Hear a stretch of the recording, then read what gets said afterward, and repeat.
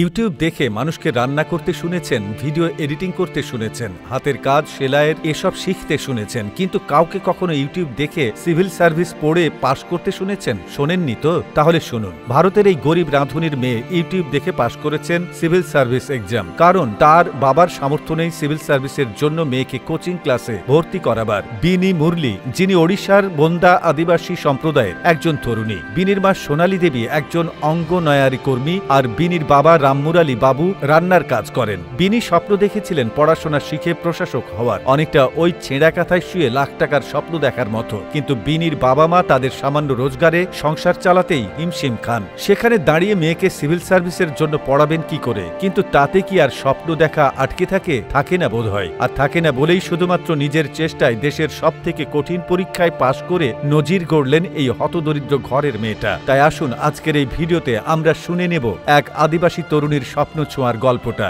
কথায় বলে যার কেউ নেই তার সৃষ্টিকর্তা আছে, কিন্তু আজকের এই গল্পটা প্রমাণ করে দেয় যার কেউ নেই তার ইউটিউব আছে। ওড়িশার মালকানগিরির বাসিন্দা বিনি। বিনির হয়তো সোনার চামচ মুখে নিয়ে জন্মানোর সৌভাগ্য হয়নি ঠিকই, কিন্তু আজ তিনি নিজের যোগ্যতায় সোনার চামচ বানানোর ক্ষমতা রাখে। বিনির বাবা স্থানীয় সরকারি স্কুলে রান্নার কাজ করেন এবং স্কুলের কেয়ারটেকার তিনি, কিন্তু তবুও মেয়েকে পড়াশোনা শেখাতে এক ফোঁটাও কার্পণ্য করেননি তিনি। সরকারি স্কুলের পড়াশোনায় হাতেখড়ি বিনির, আর তারপর জওহর নবোদয় বিদ্যালয় থেকে হাই স্কুলে পড়াশোনা শেষ করে জয়পুরের বিক্রম দেবী কলেজ থেকে উদ্ভিদবিদ্যা স্নাতকোত্তর করেছেন বিনি। মেয়ে পড়াশোনা শিখে বড় অফিসার হবে, তারপর আর কোনো দুঃখ থাকবে না আমাদের। বিনির বাবা মা শুধু এটুকুই বুঝতেন, আর তাই মেয়ের স্বপ্ন সত্যি করতে অক্লান্ত পরিশ্রম করেছেন এই দুইটা মানুষ। একটা সময় পর বাবা মায়ের পাশে দাঁড়ানোর জন্য এবং নিজের পড়াশোনার খরচ জোগাড় করতে আয়ুর্বেদিক ওষুধ সংস্থাতেও কাজ করেছেন বিনি। 2020 সালে প্রথমবার সিভিল সার্ভিস পরীক্ষায় বসেন তিনি, কিন্তু দুর্ভাগ্যবশত প্রথমবার পাশ করতে পারেননি বিনি।